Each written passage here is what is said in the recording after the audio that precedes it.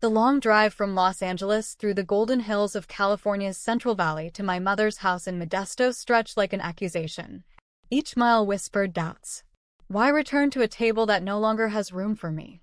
Yet here I was, Rachel Bennett, 35, clutching the wheel as if it could anchor my unraveling heart. The colonial house looked smaller now, the porch light a cold beacon against the dusk. Victoria, my older sister, opened the door with that practiced smile. "You're early, Rach." She steered my bag to the back room. "Not upstairs." The message landed like a quiet slap. They've already redrawn the map of this family, and I've been erased from it. Inside, laughter echoed from the main dining room, but my place card waited at the folding table in the corner, beside 7-year-old Lily. "Auntie Rachel, why here with us kids?" Her innocent voice pierced me. I smiled, ruffling her curls, but inside I screamed. This is how they see me now. Peripheral, tolerable only in the margins. The old nickname Rach on the card, written in Victoria's curling script, dragged me back to the chubby, shy girl they once pitted. No one else carried a nickname. Only me. Dinner unfolded in a haze of exclusion.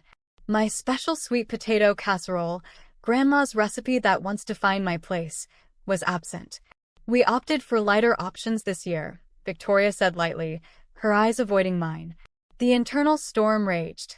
They didn't forget. They erased what tied me to this family.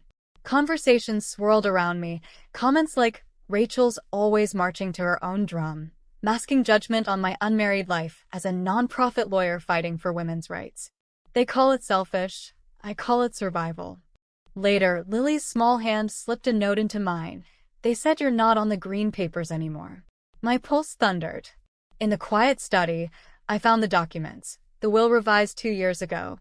My share of the ranch removed under Colorado-adjacent California probate rules that allow contesting undue influence. The house had been refinanced solely in Victoria's name without notice, a clear violation of family trust and disclosure laws. Betrayal burned hot in my chest, yet beneath it rose something sharper, clarity. This isn't mere dysfunction. It's calculated removal, dressed in holiday politeness. In the bathroom mirror, tears welled as the little girl who still craved her mother's approval warred with the woman who finally knew her worth. "You've spent years shrinking to fit their frame. No more."